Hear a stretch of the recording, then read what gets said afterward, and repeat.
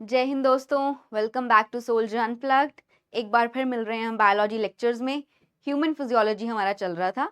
Last lecture में हमने nervous system complete किया है। नर्वस सिस्टम में आपने जाना कि brain, spinal cord and different type of nerves involve हैं। ब्रेन हमारा कमांड सिस्टम है। हमारी पूरी बॉडी को सारे फंक्शंस के रोल में ब्रेन बहुत इंपॉर्टेंट रोल प्ले करता है। वो सारी कमांड्स देता है हमें क्या एक्शन परफॉर्म करना है। Not only the voluntary as well as the involuntary muscles भी इन्वॉल्व हैं। इनवॉलंटरी मसल्स की सारी एक्टिविटीज को ब्रेन ही कंट्रोल करता है। आज हम एक नया सिस्टम पढ़ेंगे, that is human endocrine system. Yes, human endocrine system और नर्वस सिस्टम दोनों एक साथ मिलकर बॉडी के फंक्शंस के रोल में इन्वॉल्व हैं। हमारी बॉडी जैसे भी फंक्शंस परफॉर्म करती है, नॉट ओनली द वॉलंटरी जो हम खुद चाहते हैं वो ही नहीं, वो भी जो इनवॉलंटरी हैं, और इसमें एज वेल एज इमोशंस भी आता है, स्ट्रेस एज वेल एज हमारी थिंकिंग एबिलिटीज, ये सब कुछ nervous system as well as endocrine system control करते हैं। आज हमारा टॉपिक एंडोक्राइन सिस्टम है। चलिए उसको शुरू करते हैं और मैं आपको बताती हूँ कि एंडोक्राइन सिस्टम एक्चुअल में है क्या।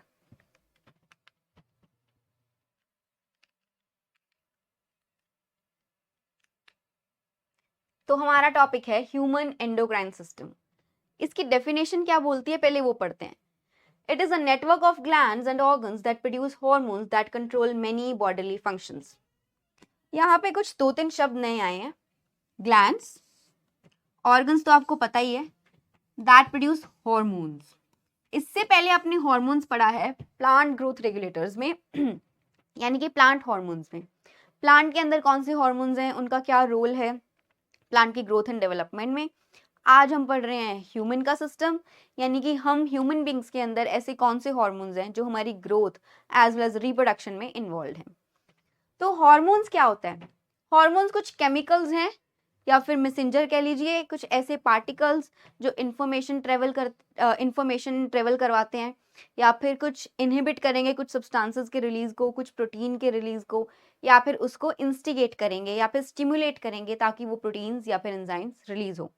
जिसमें हमारा मेटाबॉलिज्म भी है। हमारा मेटाबॉलिज्म, हमारा डाइजेशन, हमारी रिप्रोडक्शन, सब कुछ हार्मोन कंट्रोल कर रहा होता है, एक हार्मोन। और वो हार्मोन को भी कंट्रोल करने वाला कौन है? Nervous system. देखिए यहाँ पे लिखा है ग्लैंड्स। ये ग्लैंड्स कुछ वैसे ही ऑर्गन्स हैं जो इन हार्मोन्स को रिलीज करते हैं। अब यहाँ पे ऊपर एक टर्म देखिए, यहाँ पे लिखा है एंडोक्राइन सिस्टम। इसका मतलब क्या है? हमारी बॉडी में दो टाइप के ग्लैंड्स होते हैं, एंडो एज वेल एज एक्सो। जब भी कहीं पे नाम आए कि एंडोक्राइन सिस्टम या फिर एंडोक्राइन ग्लैंड्स, तो ये वो ग्लैंड्स होते हैं जो डक्टलेस हैं। मतलब इनके पास कोई डक्ट नहीं है, कोई ट्यूब नहीं है इनकी सिक्रीशन के लिए। इनकी सिक्रीशंस डायरेक्टली ब्लड के अंदर आएगी। इनके पास कोई डक्ट नहीं है जिनके थ्रू ये अपनी सिक्रीशंस हमारी बॉडी में दें। तो ये कैसे देते हैं अपनी सिक्रीशंस? डायरेक्टली ब्लड के अंदर। तो इनकी सिक्रीशंस को हम क्या बोलते हैं? हॉर्मोन्स। डाइजेस्टिव सिस्टम में आपको याद होगा, आपने पेंक्रियाज पढ़ा था और हमने वो वहां पे एक चीज पढ़ी थी, दैट इज पेंक्रियाटिक जूस। और उस पेंक्रियाटिक जूस के अंदर कुछ एंजाइम्स भी थे। अगर पेंक्रियाज की यहाँ पे बात करें तो पेंक्रियाज का जो रोल हमने डाइजेस्टिव सिस्टम में पढ़ा है, दैट इज एक्सोक्राइन। उसका जो पेंक्रियाटिक जूस की सिक्रीशन थी उसके लिए एक डक्ट थी उसके पास, और उसके एंजाइम्स की सिक्रीशन के लिए भी वही सेम डक्ट वो यूज कर रहा था। तो ऐसी सिक्रीशन एक्सोक्राइन जहां पे डक्ट प्रेजेंट है, डक्ट के थ्रू सिक्रीशन हो रही है, उनको हम लोग बोलते हैं exocrine glands. Got it? Endocrine वो हो गए जिनके पास डक्ट नहीं है, और एक्सोक्राइन वो हैं जिनके पास डक्ट है। वो डक्ट के थ्रू ही सिक्रीशन देते हैं हमारी बॉडी में। जो फंक्शंस परफॉर्म होते हैं हमारी बॉडी में वो डक्ट के थ्रू हो रहे हैं। डक्ट के थ्रू उनकी सिक्रीशंस आई, चाहे वो पेंक्रियाटिक जूस हो या फिर पेंक्रियाटिक एंजाइम्स हो। Got it? तो ये था एक्सोक्राइन ग्लैंड, और आज हमारा मेन फोकस रहेगा एंडोक्राइन ग्लैंड पे। अब ये एंडोक्राइन ग्लैंड जो हार्मोन्स रिलीज करता है वो क्या क्या रोल परफॉर्म करते हैं? पहला, ग्रोथ एंड डेवलपमेंट। हमारी जो ग्रोथ है, चाहे उसमें आप IQ लेवल ले आइए, या हमारी इंटेलिजेंस कितनी इंक्रीज होती है, या फिर हमारी हाइट, हमारी बॉडी कितनी अच्छे से डेवलप हो रही है, तो ये सब कुछ कौन कंट्रोल कर रहा है? हॉर्मोन्स। मेटाबॉलिज्म, जिसके अंदर कैटाबॉलिज्म प्लस एनाबॉलिज्म है।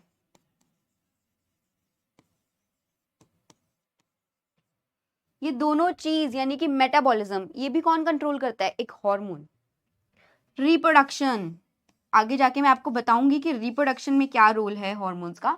रिप्रोडक्शन में जो एक फीमेल एग प्रोड्यूस करती है और एक मेल स्पर्म प्रोड्यूस करता है, इन दोनों एग और स्पर्म के प्रोडक्शन के लिए भी हार्मोन्स ही रिस्पॉन्सिबल हैं। तो रिप्रोडक्शन में बहुत अच्छा रोल है। एनर्जी लेवल, आपकी एटीपी सिंथेसिस, इसमें भी हार्मोन्स का रोल है। आपके अंदर बॉडी में एनर्जी है या नहीं है, वीकनेस तो नहीं है, आपके अंदर जो डिफरेंट बॉडीली फंक्शंस परफॉर्म हो रहे हैं, सेलुलर एक्टिविटीज जितनी भी हो रही हैं, उन सब में हार्मोन्स का रोल है। देन रिस्पॉन्स टू इंजरी, कोई इंजरी होती है उसको आपका बॉडी कैसे रिस्पॉन्स करती है उसके लिए, कोई स्ट्रेस है, मूड स्विंग्स हैं, ये सब कुछ। अब आप ध्यान देंगे कुछ लास्ट ऐसे कुछ words, growth and development, stress and mood, injury, ये सब कुछ आपने नर्वस सिस्टम में भी पढ़ा था, याद आ रहा है? तो नर्वस सिस्टम और एंडोक्राइन सिस्टम दोनों एक दूसरे के साथ इंटरकनेक्टेड हैं, और इनका ब्रिज कौन बनाता है, इनका बीच का एक पार्ट क्या है जो इन दोनों को इंटरकनेक्ट करता है? That is hypothalamus. हाइपोथैलेमस आप नर्वस सिस्टम में पढ़ के आए हैं। Hypothalamus works as an a bridge between the nervous system and the endocrine system. अभी पढ़ेंगे हाइपोथैलेमस कैसे ये काम करता है, दोनों के बीच में ब्रिज कैसे बन रहा है, नर्वस सिस्टम को as well as endocrine system को, दोनों को रिलेट करते हैं, ठीक है। Then we have endocrine system. Endocrine system में क्या आता है? एंडोक्राइन ग्लैंड्स अभी पढ़ लिया। एंडोक्राइन ग्लैंड्स कौन से होते हैं? Ductless glands. इनकी सिक्रीशंस डायरेक्ट कहां पे जाती है? ब्लड के अंदर।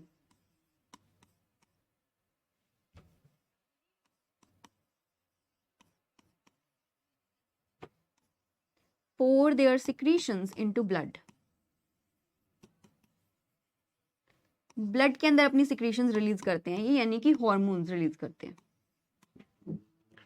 लैक द डक्ट्स, तो इसलिए बोल दिया ductless gland. Secretions are also known as hormones. ये तो पढ़ लिया हमने सारा, ठीक है। हार्मोन्स क्या है? Non nutrient chemicals. ध्यान देंगे ये एज एन एमसीक्यू आ जाता है, डायरेक्ट फैक्चुअल है। नॉन न्यूट्रिएंट, कोई न्यूट्रिशियस सब्सटेंस नहीं है हार्मोन। हार्मोन एक केमिकल है, नॉन न्यूट्रिएंट केमिकल है। Act as an intercellular messenger. Messenger क्या होता है? एक जगह से दूसरी जगह जो इंफॉर्मेशन लेके जाए उसको क्या बोलते हैं? मैसेंजर। जो एक ऑर्गन से दूसरी ऑर्गन में इंफॉर्मेशन लेके जाए उसको क्या बोलते हैं? मैसेंजर। तो हार्मोन्स क्या काम करते हैं? मैसेंजर की तरह एक्ट कर रहे हैं। कैसा मैसेंजर? इंटरसेलुलर। इंटरसेलुलर का मतलब between two cells, between two cells or organs, intercellular messengers, then produced in the trace amounts. trace amounts का मतलब बहुत कम अमाउंट में, लेस अमाउंट में इनकी प्रोडक्शन होती है, बहुत कम अमाउंट में ये प्रोड्यूस होते हैं हमारी बॉडी में, क्योंकि इनका एक पर्टिकुलर रोल है, पर्टिकुलर फंक्शन है। ये न्यूट्रिशियस नहीं है, जैसे protein, carbohydrate, fat, other minerals, ये सब न्यूट्रिशियस हैं, हमारे को एनर्जी मिल रही है इनसे।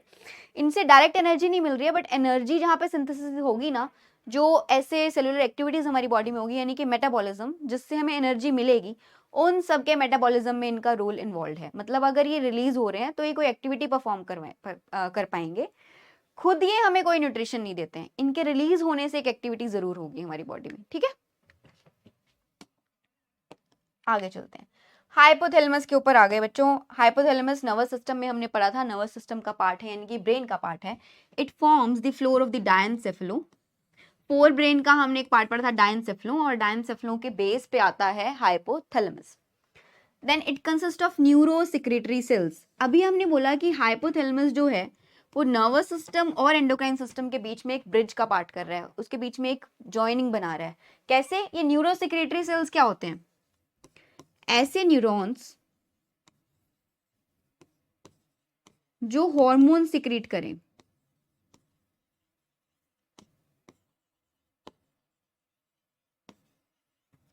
ऐसे न्यूरॉन्स जो हार्मोन सिक्रीट करें उनको हम बोलते हैं neurosecretory cells. Got it? It controls the secretion of pituitary gland. अब पहले सबसे पहला जो ग्लैंड आ गया एंडोक्राइन ग्लैंड, उसका नाम है pituitary gland.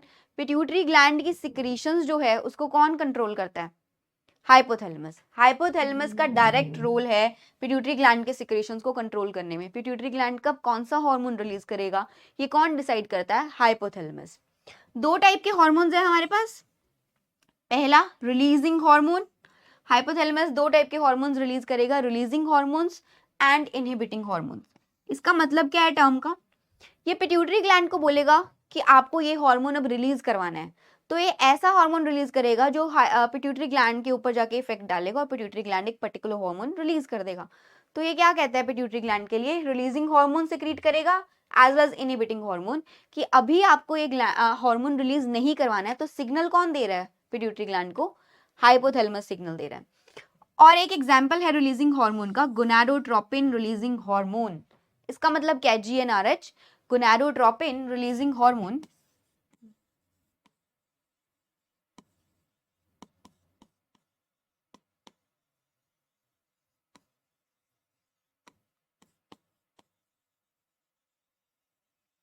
Gonadotropin releasing hormone मतलब गोनाड्स।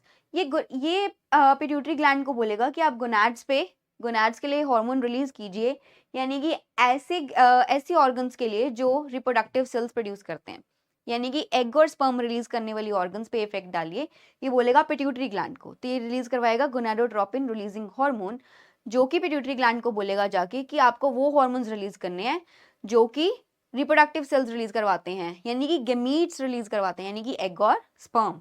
ठीक है। इनहिबिटिंग हार्मोन का एक एग्जांपल है सोमेटोस्टैटिन। सोमेटोस्टैटिन क्या करता है? सोमेटोस्टैटिन जाके पिट्यूटरी ग्लैंड को बोलेगा कि अब तेरे को ग्रोथ हार्मोन नहीं रिलीज करवाना है। तो ये किसकी सिक्रीशन पे इफेक्ट डालता है? ग्रोथ हार्मोन के सिक्रीशन पे। सोमेटोस्टैटिन हाइपोथैलेमस रिलीज करता है और जाके पिट्यूटरी को बोलेगा कि ग्रोथ हार्मोन की प्रोडक्शन अब नहीं करनी है। ठीक है। Then it is connected to pituitary gland by a stalk called infundibulum. ये एक फैक्चुअल क्वेश्चन है। हाइपोथैलेमस पिट्यूटरी ग्लैंड से डायरेक्टली जुड़ा हुआ है एक स्टॉक के थ्रू, और उस स्टॉक को क्या बोलते हैं हम लोग? इनफंडिबुलम। ठीक है, आगे चलते हैं। Then we have the pituitary gland. अब पिट्यूटरी ग्लैंड के ऊपर आगे हाइपोथैलेमस हमने पढ़ लिया। It is located in the bony cavity. उस बोनी कैविटी का नाम है सेला टर्सिका। ये ब्रेन के अंदर एक बोनी कैविटी के साथ लगा हुआ है। बोनी कैविटी ब्रेन के अंदर प्रेजेंट है, एक बोनी कैविटी के अंदर, और उस बोनी कैविटी को क्या बोलते हैं? Sella turcica. It is attached to hypothalamus by a stalk called as infundibulum. Stalk को क्या बोलते हैं? इनफंडिबुलम। ठीक है। Known as the master endocrine gland. Pituitary gland को बच्चों ध्यान देंगे, ये क्वेश्चन एज इट इज आ जाता है कि मास्टर एंडोक्राइन ग्लैंड कौन है ह्यूमन बॉडी में? मास्टर एंडोक्राइन ग्लैंड है pituitary gland. It is divided into two parts. पहला है एडिनो हाइपोफाइसिस। एडिनो हाइपोफाइसिस का दूसरा नाम है इंटीरियर पिट्यूटरी। क्या नाम है? Interior pituitary. एडिनो हाइपोफाइसिस का दूसरा नाम है इंटीरियर पिट्यूटरी। दो पार्ट में डिवाइडेड है हमारा pituitary gland, adeno hypophysis and, एक मैं यहाँ पे बता देती हूँ, चलो अभी रुक जाओ। Adeno hypophysis and neuro hypophysis बोलते हैं, वो नेक्स्ट स्लाइड पे आएगा। एडिनो हाइपोफाइसिस को बोलते हैं इंटीरियर पिट्यूटरी और न्यूरो हाइपोफाइसिस को बोलते हैं पोस्टीरियर पिट्यूटरी। यहाँ पे लिख देते हैं, वन इज एडिनो हाइपोफाइसिस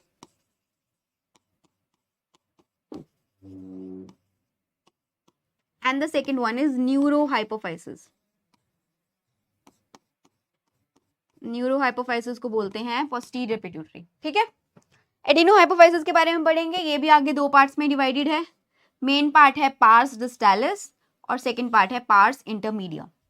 एडिनोहाइपोफाइसिस यानी कि इंटीरियर पिट्यूटरी जो है आगे दो पार्ट में डिवाइडेड है, that is pars distalis which is the main part and the second one is pars intermedia. अब पार्स डिस्टालिस कौन कौन से हार्मोन्स रिलीज करता है? कब रिलीज करेगा? जब इसको हाइपोथैलेमस देगा सिग्नल कि आपको ये हार्मोन रिलीज करना है। पिट्यूटरी ग्लैंड को सिग्नल कौन दे रहा है? हाइपोथैलेमस सिग्नल देगा कि आपको ये हार्मोन रिलीज करना है, और वो रिलीज कौन कौन से करता है? पार्स डिस्टालिस ग्रोथ हार्मोन, हमारी बॉडी की ग्रोथ होगी जिससे, दैट इज ग्रोथ हार्मोन। और इसको इनहिबिट करने के लिए कौन सा रिलीज कर रहा था हाइपोथैलेमस? सोमेटोस्टैटिन। इसको इनहिबिट करने के लिए कौन सा था? Somatostatin. Growth hormone prolactin. Prolactin क्या करता है बच्चों?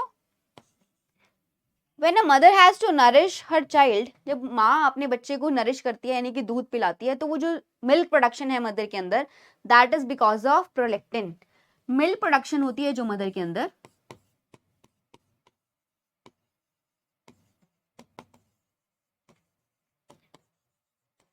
For her child, that is because of prolactin. ठीक है.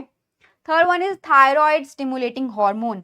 थायराइड ग्लैंड पढ़ेंगे आगे जाके. थायराइड ग्लैंड को स्टिमुलेट करे ताकि वो अपने हार्मोन्स रिलीज करे. वो हार्मोन कौन रिलीज करता है? Pituitary gland, adenohypophysis, anterior pituitary. This is ACTH, adrenocorticotropic hormone. ये कौन से हार्मोन की सिक्रेशन को कंट्रोल करता है? कॉर्टिसोल. एड्रीनल ग्लैंड आप आगे जाके एक पढ़ोगे, अभी पढ़ाएंगे आपको. अभी कॉर्टिसोल रिलीज करता है वो ग्लैंड, और कॉर्टिसोल की सिक्रीशन कौन कंट्रोल कर रहा है? Pituitary gland.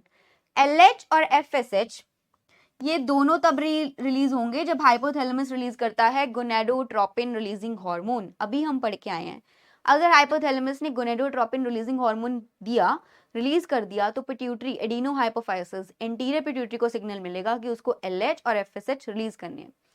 LH ovulation control करता है, यानी कि एग रिलीज का कंट्रोल करता है कि फीमेल एग कब रिलीज करेगी, ओव्यूलेट कब करेगी, एज वेल एज उसके मेंस्ट्रुअल साइकिल को कंट्रोल करता है या फिर रेगुलेट करता है.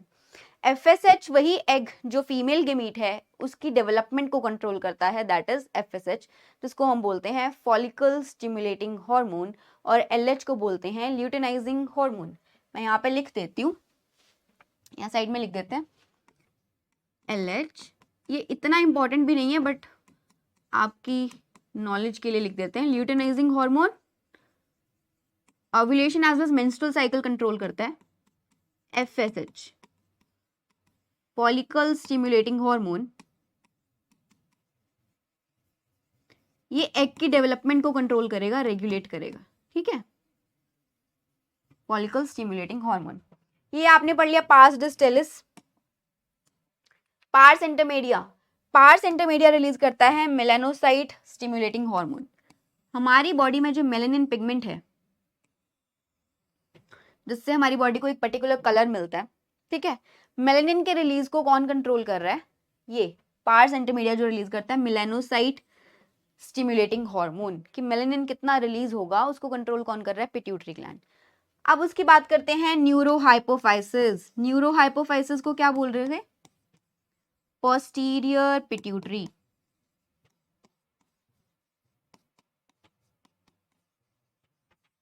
पोस्टीरियर पिट्यूटरी किसको बोल रहे थे? न्यूरोहाइपोफाइसिस को.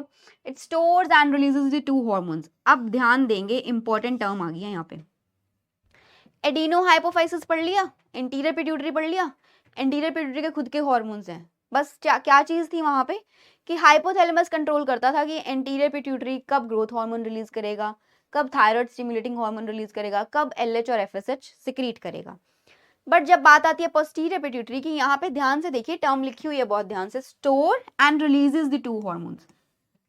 पोस्टीरियर पिट्यूटरी खुद की कोई प्रोडक्शन नहीं है इसकी. पोस्टीरियर पिट्यूटरी खुद कोई हार्मोन नहीं बनाता. हाइपोथैलेमस ही इसको 2 हार्मोन बना के देगा, उसी को स्टोर करेगा और उसी को रिलीज करेगा. बॉडी में स्टोर करता है और रिलीज करता है. ध्यान देंगे, पोस्टीरियर पिट्यूटरी की खुद की कोई प्रोडक्शन नहीं है. उसने स्टोर कौन से 2 हार्मोन्स किए? Oxytocin and vasopressin. Oxytocin and vasopressin. Vasopressin का दूसरा नाम है ADH, एंटी डाययूरेटिक हार्मोन.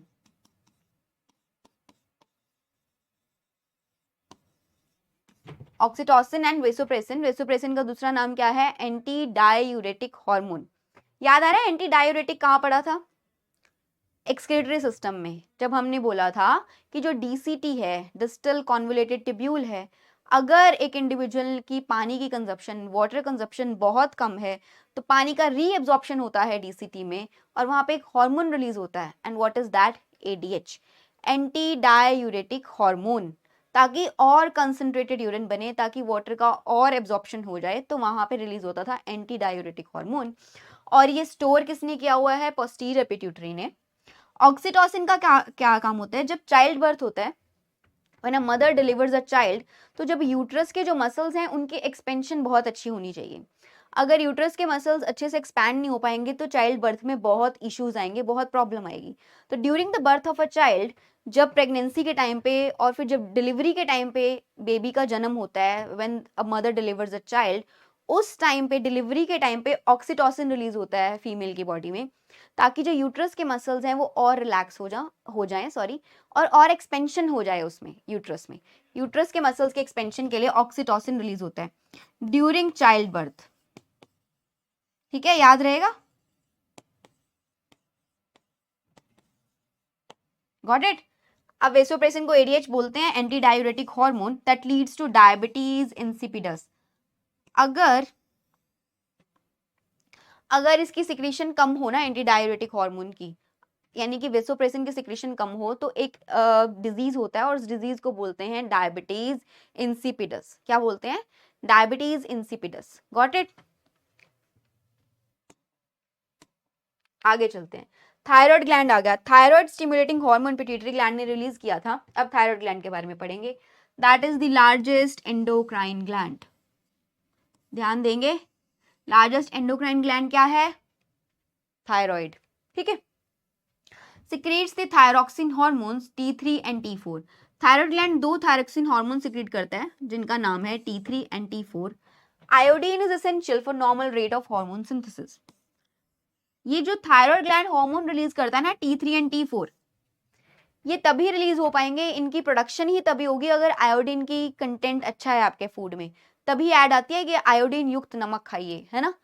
आपके सॉल्ट में, आपके नमक में जो आप खाते हैं उसमें आयोडीन होना चाहिए, तभी वो ऐड आती है कि आयोडीन का जो कंजप्शन है वो बहुत इंपॉर्टेंट है। अगर आयोडीन नहीं होगा आपकी डाइट में और आयोडीन की कमी हो जाती है आपकी बॉडी में, तो आपकी बॉडी में थायराइड ग्लैंड जो है वो T3 एंड T4 की प्रोडक्शन नहीं कर पाएगा। Got it. क्या करता है ये थायराइड ग्लैंड के हार्मोन्स? क्या करते हैं? हमारा BMR कंट्रोल करते हैं। What is this? Basal metabolic rate.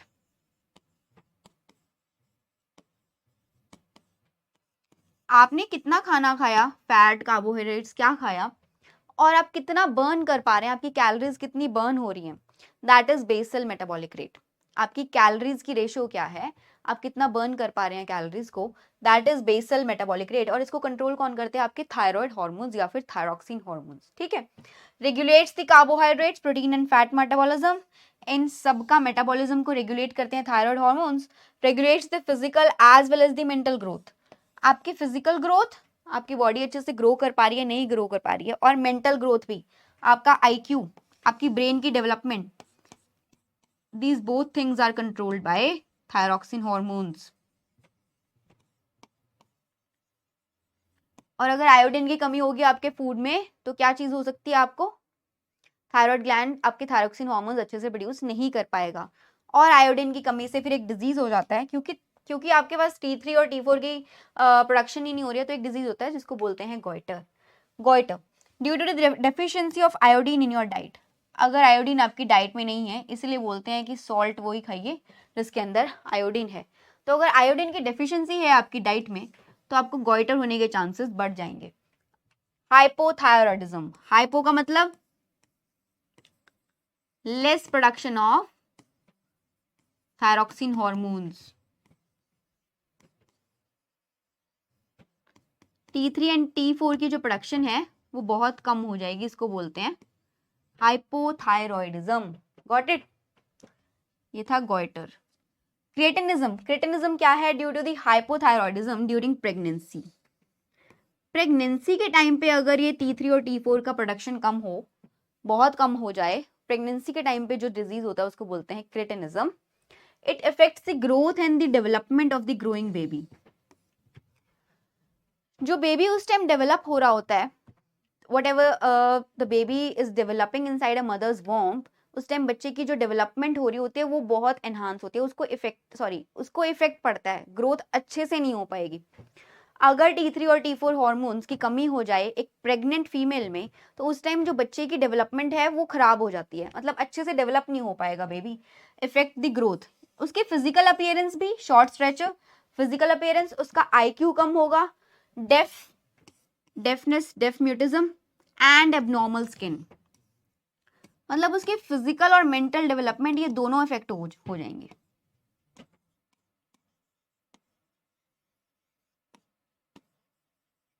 Physical and mental development both gets affected. अगर प्रेगनेंसी के टाइम पे T3 और T4 की प्रोडक्शन अच्छे से नहीं होगी तो ये जो डेवलपिंग बेबी है उसको बहुत सारे इश्यूज हो सकते हैं। शॉर्ट स्ट्रेच है, उसकी फिजिकल अपीयरेंस खराब हो जाएगी, IQ बहुत कम होगा, डेफ भी हो सकता है, as well as abnormal skin होगी। ठीक है। एक्सोप्थेल्मिक गॉइटर एक अलग तरीके की बीमारी है। इसमें क्या होता है, हाइपरथायरॉयडिज्म। अभी तक आपने दो केस हाइपोथायरॉयडिज्म के पढ़े, एक तो पढ़ा गॉइटर जिसमें T3 और T4 की प्रोडक्शन दोनों में ही कम हो रही है, गॉइटर एंड क्रोटनिज्म। एक्सोप्थेल्मिक गॉइटर में क्या होता है, हाइपरथायरॉयडिज्म, T3 और T4 की प्रोडक्शन बहुत ज्यादा है, एक्सेस में उनकी प्रोडक्शन हो रही है। एक्सेस में प्रोडक्शन हो जाए जब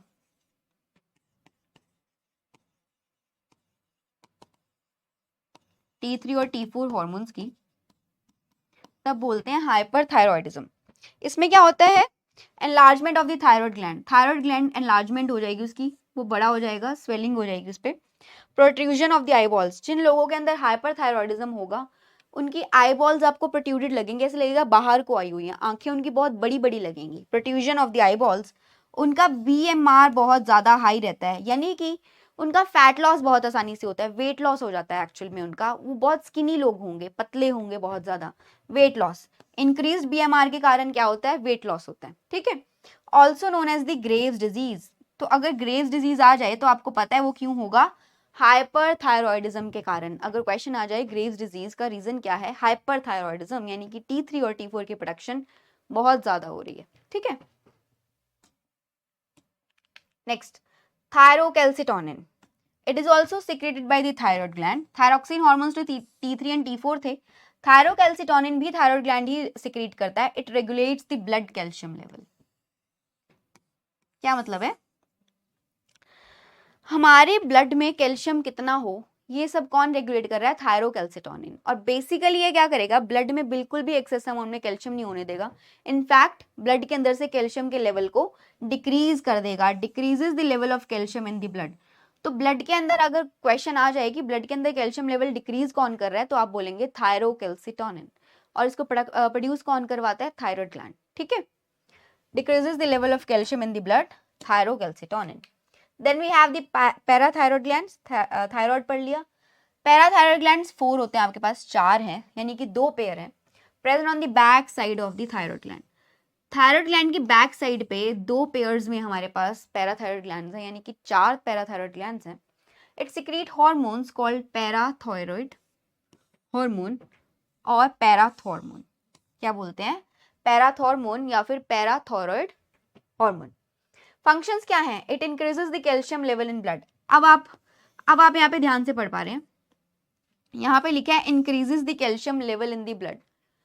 कैल्शियम का लेवल ब्लड में कौन इंक्रीज करा रहा है, पैराथायरॉयड के हार्मोन यानी कि पैराथॉर्मोन। और डिक्रीज कौन करवा रहा है, कैल्शियम का लेवल ब्लड में डिक्रीज कौन करवाता है, थायरोकैल्सिटोनिन, जिसको किसने सिक्रीट किया है, थायराइड ग्लैंड ने। ठीक है। Acts on the bones and stimulates the रीजॉर्प्शन। ये क्या करेगा, क्योंकि इसको ब्लड के अंदर कैल्शियम का लेवल इंक्रीज करवाना है, तो ये एक टाइम के बाद क्या करता है, जब इसको कैल्शियम कम दिखता है कि इसको लगता है कि ब्लड में और कैल्शियम चाहिए, तो ये क्या करेगा, बोन्स का कैल्शियम लेने लग जाएगा। Acts on bones and stimulates रीजॉर्प्शन, mineralise करने लग जाएगा बोन्स को, बोन्स से और कैल्शियम लेने लग जाता है, जिससे हमारी बोन्स वीक हो जाती हैं। समझ रहे हैं आप, तो ये कहाँ से लेंगे कैल्शियम और कहाँ से लेने लग जाएगा, आपकी बोन्स से। Increases the calcium reabsorption bye renal tubules and from the digested food. जो फूड डाइजेस्ट हो गया उसमें से दोबारा से रीअब्जॉर्प्शन करवाएगा कैल्शियम की, एज वेल एज जो रीनल ट्यूब्यूल्स में आपका गया था, जो यूरिन बनना है, बाद में ब्लड फिल्टर होना है और यूरिन बनना है, तो वहां पे दोबारा से PCT और DCT में ये कैल्शियम आयंस की रीअब्जॉर्प्शन करवाएगा पैराथॉर्मोन। Got it. तो इसको बेसिकली क्या करना है, इसको कैल्शियम लेवल इंक्रीज करवाना है ब्लड में, तो ये बोन से भी ले सकता है और रीअब्जॉर्प्शन भी करवा सकता है रीनल ट्यूब्यूल्स के अंदर जो ब्लड है उससे भी। ठीक है। ये है आपका फंक्शन पैराथॉर्मोन का। Then we have the pancreas. अभी थोड़ी देर पहले आपने पैंक्रियाज का एक्सोक्राइन पार्ट पढ़ा था, मैंने बोला था कि वो पैंक्रियाटिक जूस सिक्रीट करता है, जिसके पास उसकी अपनी डक्ट है, एंजाइम सिक्रीट करता है। पैंक्रियाज एक ऐसा ग्लैंड है जिसके पास एंडोक्राइन पोर्शन भी है, तो क्या बोलेंगे इसको, ये हेट्रोक्राइन ग्लैंड है। मतलब ये एंडोक्राइन पार्ट भी है इसके पास, डक्टलेस पार्ट भी है और एक्सोक्राइन पार्ट भी है, जो डक्ट वाला पार्ट है वो भी है। अभी हम पढ़ रहे हैं इसका एंडोक्राइन पोर्शन, इसको कॉम्पोजिट या फिर मिक्स्ड ग्लैंड बोलते हैं। इसके पास दोनों रोल्स अवेलेबल हैं, एक्सोक्राइन भी एज वेल एज एंडोक्राइन भी। आज हम पढ़ेंगे इसका एंडोक्राइन पार्ट। एंडोक्राइन ग्लैंड में इसके पास एक ग्रुप आता है सेल्स का जिसको बोलते हैं आइलेट ऑफ लैंगरहंस। ये क्या है बेसिकली? ग्रुप ऑफ सेल्स जो पेंक्रियाज का एंडोक्राइन पोर्शन बनाता, that is islet of Langerhans. इसमें पहले आते हैं अल्फा सेल्स, इसको ऐसे डिनोट करते हैं अल्फा को। अल्फा सेल्स सिक्रीट करते हैं एक हार्मोन जिसका नाम है ग्लूकागॉन। क्या नाम है? Glucagon. It increases the blood glucose level. Glucagon का काम क्या होता है कि वो हमारे ब्लड में ग्लूकोज का लेवल इंक्रीज करवाता है, और इसको रिलीज कौन कर रहा है भाई? Alpha cells. It converts the glycogen into glucose. Glycogen को ग्लूकोज में कन्वर्ट करवाता है आपका ग्लूकागॉन, और इसको रिलीज किया है आपके अल्फा सेल्स ने। और इस प्रोसेस को, ग्लाइकोजन को ग्लूकोज में कन्वर्ट करने को प्रोसेस को बोलते हैं ग्लाइकोजिनोलाइसिस। क्या बोलते हैं? जो ये ग्लाइकोजन का कन्वर्जन होता है ग्लूकोज में, इसको बोलते हैं ग्लाइकोजिनोलाइसिस। मतलब ग्लाइकोजन की ब्रेकडाउन हो रही है ग्लूकोज के अंदर। ये किसने करवाई? ग्लूकागॉन ने। Then we have beta cells, और बीटा सेल्स क्या रिलीज करते हैं? इंसुलिन। क्या रिलीज करते हैं beta cells? Insulin. It decreases the blood glucose level. Blood के ग्लूकोज लेवल को डिक्रीज करने का काम किसका है? बीटा सेल्स का। It converts the glucose into glycogen. ये उल्टा करेगा। ये क्या करेगा? इंसुलिन क्या करता है? ग्लूकोज को ग्लाइकोजन में कन्वर्ट करता है। इंसुलिन का फंक्शन सबको पता है ना, ग्लूकोज मेटाबॉलिज्म को कंट्रोल कर रहा है। इंसुलिन एक ऐसा हार्मोन है जो ग्लूकोज मेटाबॉलिज्म को रेगुलेट करता है। तो इसने क्या करना है? बेसिकली ग्लूकोज को ग्लाइकोजन में कन्वर्ट करवा देगा। ठीक है, इसको बोलते हैं ग्लाइकोजेनेसिस। क्या बोलते हैं इस प्रोसेस को? ग्लाइकोजेनेसिस। ग्लाइकोजन की सिंथेसिस हो रही है ग्लूकोज से, ग्लूकोज से ग्लाइकोजन बन रहा है, तो ग्लाइकोजेनेसिस। और ये कौन करवाता है? Insulin. Third one is the delta sales. Delta sales release करते हैं somatostatin. It regulates the alpha and the beta cells. Delta sales जो सोमेटोस्टैटिन रिलीज करते हैं वो अल्फा सेल्स और बीटा सेल्स की सिक्रीशंस को रेगुलेट करता है। ये क्या रेगुलेट कर रहा है? डेल्टा सेल कि कब अल्फा सेल को ग्लूकागॉन रिलीज करना है और कब बीटा सेल को इंसुलिन रिलीज करना है। ठीक है, ये पेंक्रियाज का आज आपने एंडोक्राइन पार्ट पढ़ा, उसका एंडोक्राइन रोल पढ़ा है। एक्सोक्राइन आपने डाइजेस्टिव सिस्टम के टाइम पे पढ़ा था। Now we have the adrenal gland. Adrenal gland का एक पेयर होता है आपके पास जो कि किडनी के ऊपर प्रेजेंट होता है। किडनी के एग्जैक्टली ऊपर, दोनों किडनीज के ऊपर एक एक एड्रीनल ग्लैंड होता है, तो हम बोलते हैं कि एक पेयर है एड्रीनल ग्लैंड का। ट्रायंगुलर शेप्ड एंडोक्राइन ग्लैंड होता है ये। एड्रीनल ग्लैंड क्या है? Triangular shaped endocrine gland. It is composed of two tissues, adrenal medulla. जो इनर पोर्शन होता है एड्रीनल ग्लैंड का उसको बोलते हैं एड्रीनल मेड्यूला। क्या बोलते हैं? Adrenal medulla. It secretes the emergency hormones. मतलब क्या है बच्चों इसका? एड्रीनल मेड्यूला क्या सिक्रीट करता है? इमरजेंसी हार्मोन्स, यानी कि एक और नाम देते हैं फाइट/फ्लाइट हार्मोन्स। फाइट/फ्लाइट हार्मोन्स मतलब स्ट्रेस हार्मोन। जब हमें स्ट्रेस होगा, स्ट्रेस कब होगा? हमें डर लगेगा किसी चीज से, ठीक है, हम बहुत डरे हुए हैं, उस टाइम पे जब हमारी बॉडी में एक अलार्मिंग सिचुएशन है, हम किसी चीज को लेके डरे हैं, या फिर हमारे सामने कोई ऐसा एनिमल आ गया जिससे आप बहुत डरते हैं, ठीक है, अगर ऐसी कोई स्ट्रेस वाली कंडीशन आ जाती है तब आपकी बॉडी एक हार्मोन रिलीज करती है, यानी कि आपका एड्रीनल ग्लैंड का एड्रीनल मेड्यूला पोर्शन एक हार्मोन रिलीज करता है, उसको बोलते हैं फाइट और फ्लाइट हार्मोन या फिर इमरजेंसी हार्मोन। और उसका एक्चुअल नेम क्या है? एड्रेनलिन, या फिर उसको बोलते हैं एपिनेफ्रिन, और नॉर एड्रेनलिन या फिर नॉर एपिनेफ्रिन। तो स्ट्रेस की सिचुएशन में जो हार्मोन्स रिलीज करता है आपका एड्रिनल मेड्यूला, उनको बोलते हैं इमरजेंसी हार्मोन्स, जिसमें आता है एड्रेनलिन एंड नॉर एड्रेनलिन। ठीक है, इट इंक्रीजेस द अलर्टनेस। आपकी बॉडी अलर्ट हो जाएगी। जब जब आप अलर्ट हो जाते हैं तो आप क्या होता है? आपकी आंखें बड़ी हो जाती हैं, प्यूपिल आपका डायलेट करता है, आंखों का प्यूपिल डायलेट हो जाता है, आपको पसीना आने लगेगा, स्वेटिंग, आपका ब्लड प्रेशर इंक्रीज हो जाएगा, और क्या होगा? पाइलो इरेक्शन, मतलब रोंगटे खड़े हो जाएंगे, गूज बम्प्स, रोंगटे खड़े हो जाएंगे। तो ये सब कब होता है? अलार्मिंग सिचुएशन में, स्ट्रेस की सिचुएशन में। प्यूपिलरी डायलेशन, पाइलो इरेक्शन यानी कि रोंगटे खड़े हो जाना, एंड स्वेटिंग, पसीना आने लग जाएगा आपको जब आप डरे हुए होंगे, है ना। तो ये सब इन हार्मोन्स के कारण ही होता है। इंक्रीजेस दी हार्ट बीट, आपका ब्लड प्रेशर इंक्रीज हो जाएगा, हार्ट बीट इंक्रीज हो जाएगी। रेट ऑफ रेस्पिरेशन, आप बहुत जल्दी जल्दी फास्ट पेस में इनहेलेशन और एक्सहेलेशन करने लगेंगे, बहुत जल्दी जल्दी सांस लेने लगेंगे, छोड़ने लगेंगे, आपकी ब्रीदिंग पैटर्न बहुत इंक्रीज, बहुत बड़ा हो जाएगा, इंटेंसिटी उसकी बढ़ जाएगी, ठीक है, that is rate of respiration बढ़ जाएगा। ब्रेक डाउन ऑफ ग्लाइकोजन, इसका मतलब क्या है? ब्रेक डाउन ऑफ ग्लाइकोजन का मतलब क्या है? आपके ब्लड में ग्लूकोज का लेवल बढ़ जाएगा। अभी पढ़ा यहाँ पे, पीछे पढ़ा हमने एड्रिनल ग्लैंड से पहले कि वो जो पैंक्रियाज था उसका ग्लूकागॉन एक रिलीज हो रहा था, अल्फा सेल्स कर रहे थे, और इंसुलिन रिलीज कर रहा था, बीटा सेल्स। तो जो ग्लाइकोजन का ब्रेकडाउन करवाता है ग्लूकोज में ग्लूकागॉन, वो यहाँ पे हो जाएगा। ग्लाइकोजन का ब्रेकडाउन हो जाएगा किसमें? ग्लूकोज में, क्योंकि अलार्मिंग सिचुएशन है, क्योंकि ये स्ट्रेस हार्मोन्स रिलीज हो गए, इमरजेंसी हार्मोन्स रिलीज हो गए, तो यानी कि breakdown of glycogen into glucose, उससे क्या होगा? ब्लड ग्लूकोज लेवल बढ़ जाएगा आपका, ब्लड ग्लूकोज लेवल इंक्रीज हो जाएगा, आपके ब्लड में ग्लूकोज का लेवल इंक्रीज हो जाएगा, ठीक है। ये कब होगा? जब एपिनेफ्रिन या फिर नॉर एपिनेफ्रिन रिलीज करता है adrenal medulla. Then we have the adrenal cortex. इसी एड्रिनल ग्लैंड के बाहर वाले पोर्शन को, आउटर पोर्शन को क्या बोलते हैं? Adrenal cortex. It secretes the corticoids. इसके सिक्रीशन को, इसके हार्मोन्स को क्या बोलते हैं? कॉर्टिकॉइड्स, जिसमें पहला आता है ग्लूकोकॉर्टिकॉइड, इसको कॉर्टिसोल भी बोलते हैं, ग्लूकोकॉर्टिसोल, कॉर्टिसोल भी बोलते हैं। Cortisol is a stress hormone, cortisol is a stress hormone. जब आपको स्ट्रेस होगा तो कॉर्टिसोल रिलीज होता है, और इसका क्या नाम है? ग्लूकोकॉर्टिकॉइड। ये आपके कार्बोहाइड्रेट मेटाबॉलिज्म को देखता है, यानी कि ग्लूकोज मेटाबॉलिज्म को। कार्बोहाइड्रेट से यहाँ पे क्या मतलब है? Glucose metabolism. एंटी इन्फ्लामेटरी, आपकी बॉडी में कोई भी इन्फ्लेमेशन है, यानी कि स्ट्रेस है, यानी कि कुछ ऐसा पैथोजन है आपकी बॉडी में जो कि आपको इन्फेक्शन करने की कोशिश कर रहा है, फिर इन्फेक्शन हो गया है, तभी इन्फ्लेमेशन होती है, ठीक है। तो एंटी इन्फ्लेमेटरी है ये कॉर्टिसोल, यानी कि ग्लूकोकॉर्टिकॉइड, इन्फ्लेमेशन को डिक्रीज करने की कोशिश करेगा। सप्रेस द इम्यून रिस्पॉन्स, ये बहुत इंपॉर्टेंट पॉइंट है। सप्रेस द इम्यून रिस्पॉन्स, इसका मतलब क्या है? आपने सुना होगा कि किडनी ट्रांसप्लांट होती है लोगों के अंदर, है ना, ग्राफ्ट ट्रांसप्लांट होती है। जब भी आपकी बॉडी से अलग कुछ, आपकी बॉडी में कुछ ऐसा आता है जो आपकी बॉडी का नहीं है, किडनी जब आपकी एक इंडिविजुअल में से दूसरे इंडिविजुअल में जब किडनी ट्रांसप्लांट होती है, तो जिसके अंदर किडनी ट्रांसप्लांट हुई, यानी कि जो रिसीवर है, रिसीवर के अंदर कुछ ऐसे सेल्स रिलीज होंगे जो उसको रिजेक्ट करने की कोशिश करेंगे।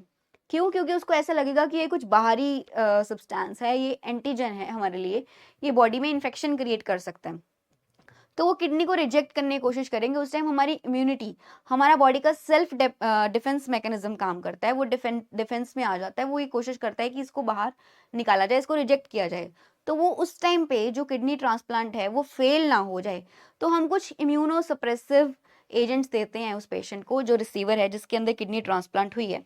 तो सप्रेस करने के लिए इम्यून रिस्पॉन्स को ग्लूकोकॉर्टिकॉइड्स देते हैं डॉक्टर, ग्लूकोकॉर्टिकॉइड्स देते हैं ड्यूरिंग ग्राफ्ट ट्रांसप्लांट या फिर during transplant, organ transplant, for example kidney transplant, ठीक है।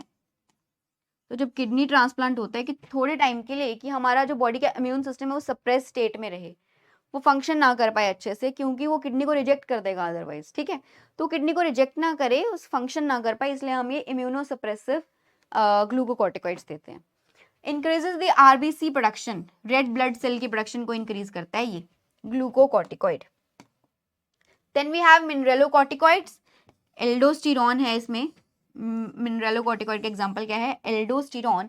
It regulates the water and the electrolyte balance. हमारी पूरी बॉडी में पानी और इलेक्ट्रोलाइट बैलेंस में आयंस आते हैं, कैल्शियम, मैग्नीशियम, क्लोराइड, ये सारे आयंस, इन सब का जो मेटाबॉलिज्म है, इन सब की अमाउंट और क्वांटिटी क्या होगी हमारी बॉडी में, वाटर एंड इलेक्ट्रोलाइट बैलेंस कौन करवा रहा है? मिनरलोकॉर्टिकॉइड्स, यानी कि aldosterone. Third one is the androgens. Androgens क्या काम करते हैं? Response for the development of mail characteristics. Androgens का एग्जांपल क्या है बच्चों? टेस्टोस्टेरॉन, ये मेल हार्मोन है टेस्टोस्टेरॉन, और इसका फंक्शन क्या है? जो मेल सेकेंडरी कैरेक्टरिस्टिक्स होते हैं उन सबकी डेवलपमेंट कौन करवाता है? मसल मास, जैसे कि आवाज भारी हो जाना, ये सब कुछ जो मेल कैरेक्टरिस्टिक्स हैं, फिजिकल अपीयरेंस में जो मेल कैरेक्टरिस्टिक्स हैं, वो सारे एंड्रोजन्स के कारण होते हैं, responsible for the development of mail characteristics. Next one is the thymus. Thymus is a lobular gland located between the lungs. हमारे पास दो लंग्स हैं, दोनों लंग्स के बीच में एक ग्लैंड है जिसको बोलते हैं थाइमस, ठीक है। It secretes thymosins. इसके हॉर्मोन्स के सिक्रीशन को क्या नाम दिया हुआ है? थाइमोसिन्स, which causes the differentiation of the T lymphocytes. T lymphocytes क्या होते हैं? T lymphocytes वो टाइप के सेल्स हैं जो हमारी इम्यूनिटी के लिए काम करते हैं, हमारी बॉडी में इम्यून रिस्पॉन्सेज इनिशिएट करवाते हैं, या फिर कह लीजिए हमारे डिफेंस मैकेनिज्म के लिए हैं, जो एंटीबॉडीज रिलीज करते हैं, दैट आर टी लिम्फोसाइट्स। दो टाइप के लिम्फोसाइट्स हैं हमारी बॉडी में, बी एंड टी। जो टी लिम्फोसाइट्स हैं ये एंटीबॉडी रिलीज करते हैं, यहाँ पे लिख देते हैं। एंटीबॉडीज की प्रोडक्शन कौन करवाता है बच्चों? T lymphocytes. और एंटीबॉडीज कब प्रोड्यूस होती हैं?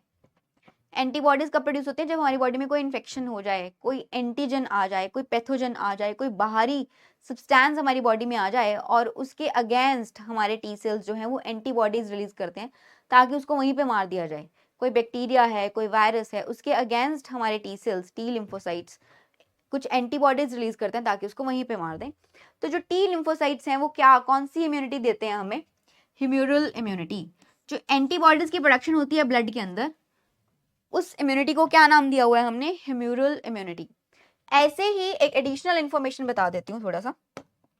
टी लिम्फोसाइट्स की तरह एक और टाइप के लिम्फोसाइट्स होते हैं, दैट इज बी सेल्स और बी लिम्फोसाइट्स। ये क्या करते हैं? Act against the tumour sales.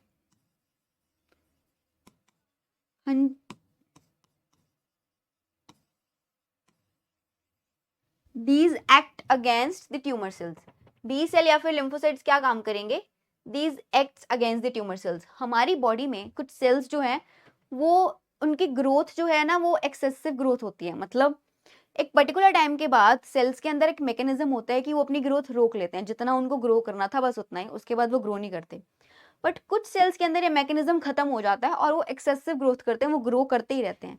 और जब उनकी ग्रोथ कॉन्टिन्यूसली होती रहती है तो वो क्या बन जाते हैं? कैंसरस और ट्यूमर सेल्स बन जाते हैं, जिससे हमारी बॉडी में कैंसर हो जाता है। उन कैंसरस सेल्स को मारने के लिए, नॉर्मल देसी लेमन लैंग्वेज में बोल रहे हैं कि उनको मारने के लिए या फिर उनको खत्म करने के लिए कि कैंसर सेल्स जो है वो खत्म हो जाए बॉडी के, तो हमारे पास एक डिफेंस मैकेनिज्म है, दैट इज बी सेल्स और बी लिम्फोसाइट्स। ये उनके अगेंस्ट एक्ट करते हैं।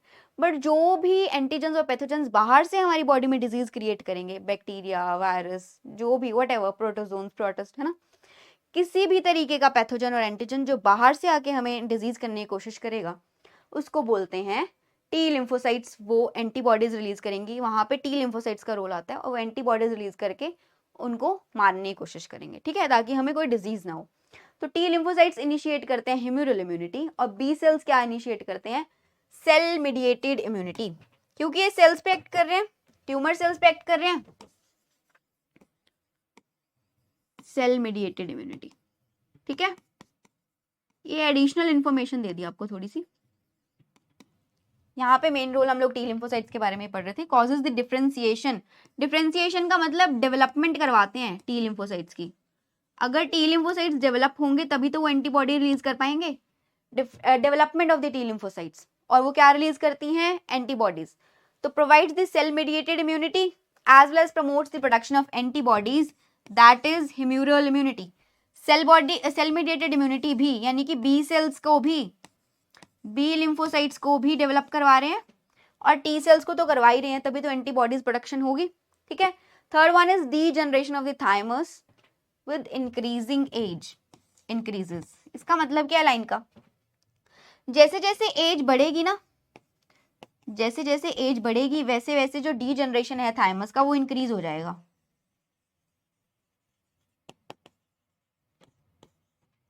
जैसे जैसे एक इंडिविजुअल की एज बढ़ती जाती है वैसे वैसे थाइमस का जो है वो डी जनरेशन इंक्रीज होता रहता है।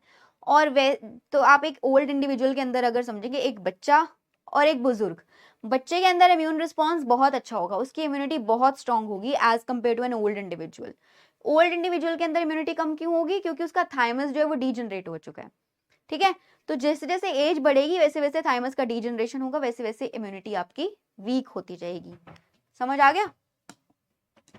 तो पीनियल ग्लैंड क्या करता है भाई? पीनियल ग्लैंड क्या काम करता है भाई? Melatonin. Pineal gland secretes the melatonin, और ये मेलेटोनिन की सिक्रीशन आपकी बॉडी में वैसे वैसे इंक्रीज होगी जैसे जैसे डार्कनेस होती है, जैसे जैसे सन सेट होने लग जाता है, यानी कि सूरज ढलने लग जाता है, वैसे वैसे मेलेटोनिन रिलीज होगा आपकी बॉडी में।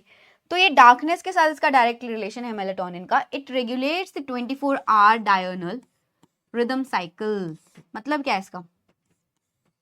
रिदम साइकिल का मतलब क्या? आपका स्लीप वेक साइकिल, आप कब सोते हैं और कब उठते हैं, इसको रेगुलेट कौन करता है? आपका पीनियल ग्लैंड, यानी कि मेलेटोनिन हार्मोन। ये क्या करेगा? जैसे जैसे दिन ढलता रहता है ना, जैसे जैसे सनसेट होगा वैसे वैसे इसका रिलीज ज्यादा होने लग जाएगा, इसकी सिक्रीशन होने लग जाएगी मेलेटोनिन की। पीनियल ग्लैंड उसको सिक्रीट करने लगेगा और आपको नींद आने लग जाएगी मेलेटोनिन की सिक्रीशन के कारण। आपको लगेगा आपको सोना है। और जैसे जैसे सनराइज होता है, जैसे जैसे सूर्योदय होता है, जैसे जैसे सूरज आएंगे बाहर तो सनराइज होगा, वैसे वैसे ये मेलेटोनिन की सिक्रीशन कम हो जाएगी और आप फ्रेश फील करेंगे। तो आपने देखा होगा स्लीप वेक साइकिल में जैसे जैसे दिन ढलता है तो हमें मोस्ट ऑफ द केसेस में, अब कुछ इंडिविजुअल्स अलग हो सकते हैं जिन्होंने अपना साइकिल ऐसा बना लिया कि वो रात को जाग रहे हैं, ठीक है, but most of the individuals सारे रात को सोते हैं लोग, ठीक है, कोई जागता नहीं है। तो वो जो सोने वाला पैटर्न है, सोने और उठने वाला पैटर्न है, स्लीप वेक साइकिल है, उसको कौन रेगुलेट करता है? आपका melatonin hormone and secreted by the pineal gland. It also regulates the menstrual cycle.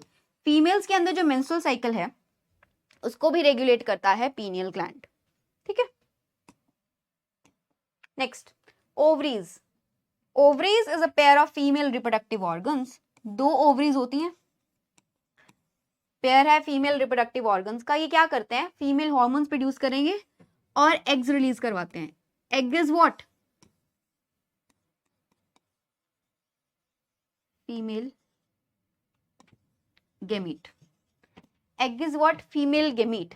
तो फीमेल गेमीट रिलीज करवाते हैं यानी कि एग, और फीमेल हार्मोन्स की प्रोडक्शन करती हैं ओवरीज। दो मेजर हार्मोन्स है हमारे पास। पहला है oestrogen. It is a female secondary sexual characteristics के लिए रिस्पॉन्सिबल है। जो फीमेल्स के अंदर फिजिकल कैरेक्टरिस्टिक्स होते हैं, सेकेंडरी सेक्सुअल कैरेक्टरिस्टिक्स उनको बोलते हैं, उन सारे फिजिकल कैरेक्टरिस्टिक्स के डेवलपमेंट के लिए एस्ट्रोजन रिस्पॉन्सिबल है। And it also regulates the menstrual cycle. Pineal gland भी मेंस्ट्रुअल साइकिल रेगुलेट करता है और एस्ट्रोजन भी रेगुलेट करता है। Then the progesterone. Progesterone prepares the uterus for the pregnancy. जब एक फीमेल प्रेग्नेंट है तो जब चाइल्ड डेवलप होगा उसके यूट्रस के अंदर, तो यूट्रस की वेल डेवलपमेंट स्ट्रक्चर के लिए, यानी कि उसकी लाइनिंग अच्छे से वेल डेवलप्ड स्टेट में हो, यूट्रस एक अच्छी पोजीशन में अवेलेबल हो फीमेल की बॉडी के अंदर, ताकि बेबी का जो डेवलपमेंट है वो अच्छे से हो सके, तो उस टाइम पे एक हार्मोन रिलीज करती हैं ओवरीज, उसको बोलते हैं प्रोजेस्टेरॉन।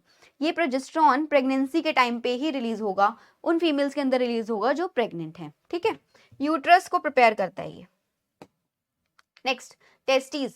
टेस्टीज का भी पेयर है, दो टेस्टीज होती हैं एंड मेल रिप्रोडक्टिव ऑर्गन है। प्रोडक्शन ऑफ मेल हार्मोन्स जिसका नाम है टेस्टोस्टेरोन एंड स्पर्म। एग था फीमेल गेमीट और स्पर्म क्या होता है? एग की प्रोडक्शन करवाई ओवरीज ने, स्पर्म यानी कि मेल गेमीट, इसकी प्रोडक्शन कौन करवा रहा है? टेस्टीज। और एक मेल हार्मोन जिसका नाम है टेस्टोस्टेरोन, ये कौन प्रोड्यूस कर रहा है? Testes. Development of male secondary sexual characters. जो मेल में फिजिकल कैरेक्टर्स हैं, मसल मास इंक्रीज होना, आवाज भारी हो जाना, ये सब कुछ जो फिजिकल कैरेक्टर्स हैं, एक मेल और फीमेल को अलग अलग तरीके से हम डिफाइन कर सकते हैं फिजिकल कैरेक्टर्स के अकॉर्डिंग। उस फिजिकल कैरेक्टर्स की डेवलपमेंट कौन करवा रहा है मेल के अंदर? टेस्टोस्टेरोन, जो टेस्टीज रिलीज करती हैं। यानी कि deepening of voice, growth of the facial and the body hair and increase in muscle mass, ये सब कुछ, इस सब का रोल के लिए कौन रिस्पॉन्सिबल है? That is testosterone, male hormone. Next, चलिए अब सारा हमने पढ़ लिया, सारे ग्लैंड्स पढ़ लिए। अभी आप ये पिक्चर देख लीजिए, हाइपोथैलेमस कहाँ पे है? हाइपोथैलेमस पिट्यूटरी ग्लैंड को कंट्रोल करता है, releasing as well as inhibiting hormones release करता है। ये आपका पिट्यूटरी ग्लैंड है। पिट्यूटरी ग्लैंड के पास दो पोर्शंस हैं, interior pituitary as well as posterior pituitary, दोनों अलग अलग तरीके के हार्मोन्स रिलीज करते हैं। देन दी पीनियल ग्लैंड जो कि मेलेटोनिन रिलीज कर रहा था। फिर आता है थाइमस। थाइमस जैसे जैसे इंक्रीज होगी एज इंडिविजुअल की, वैसे वैसे थाइमस क्या हो जाएगा? डीजनरेट हो जाएगा और इम्यूनिटी आपकी कम हो जाएगी बॉडी की। थायराइड एंड पैराथायराइड ग्लैंड्स, ये पढ़ लिया आपने। इन दोनों के हार्मोन्स एक दूसरे के ऑपोजिट रोल्स परफॉर्म करते हैं। Then the ovary in the female, जो फीमेल के अंदर फिजिकल करेक्टरिस्टिक्स हैं वो उसके लिए रिस्पॉन्सिबल है, as well as oestrogen and progesterone के सिक्रीशन के लिए। देन हेयर पैंक्रियाज, पैंक्रियाज का एंडोक्राइन पोर्शन पढ़ लिया आज, islet of Langerhans, alpha cells, beta cells and delta cells. Adrenal glands के सिक्रीशन पढ़ ली हमने। एड्रिनल ग्लैंड्स में दो पोर्शन थे, adrenal medulla as well as adrenal cortex. Then placenta, placenta किसके कारण वेल डेवलप्ड स्टेट में आता है? Placenta during pregnancy. और प्लेसेंटा की प्रोडक्शन कौन करवाता है? प्रोजेस्टेरॉन, जो कि कौन रिलीज करता है? ओवरीज। टेस्टिकल्स मेल में यानी कि टेस्टीज हैं, टेस्टीज मेल हार्मोन्स रिलीज करवाएंगे जिसमें आएगा testosterone as well as the production of a male gamete that is sperms. तो ये था हमारा ह्यूमन एंडोक्राइन सिस्टम। हमने सारे ग्लैंड्स पढ़ लिए, उनकी सिक्रीशंस पढ़ ली। कुछ प्रैक्टिस क्वेश्चंस करते हैं। पहला है which one of the following hormones is essential for uptake of glucose by cells in the human body? Glucose की अपटेक के लिए कौन सा हार्मोन रिस्पॉन्सिबल है? That is insulin. याद आ रहा है? इंसुलिन का रोल याद आ रहा है? ग्लूकोज की अपटेक के लिए रिस्पॉन्सिबल है insulin. Goitre is due to enlargement of which gland? Goitre कौन से ग्लैंड के एनलार्जमेंट से हो रहा था? Thyroid gland. थायराइड ग्लैंड की अगर एनलार्जमेंट हो जाती है, यानी कि अगर स्वेलिंग हो जाएगी थायराइड ग्लैंड की यहाँ पे गले में, तो क्या हो जाती है बीमारी? गोइटर।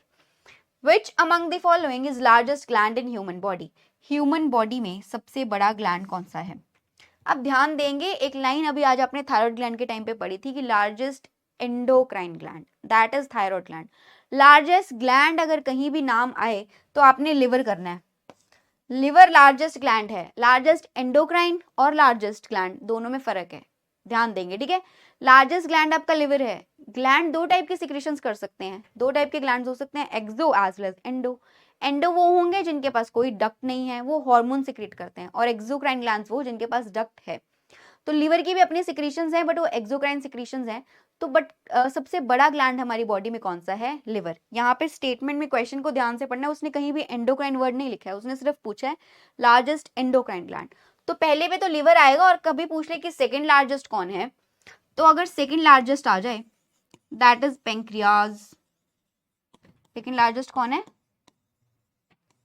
पेंक्रियाज, ठीक है बच्चों। आज हमने कंप्लीट किया है human endocrine system. I hope आपको क्लियर हुआ होगा। ध्यान से पढ़ेंगे सारे हार्मोन्स को, उनके ग्लैंड्स को, pituitary, hypothalamus as well as all other glands.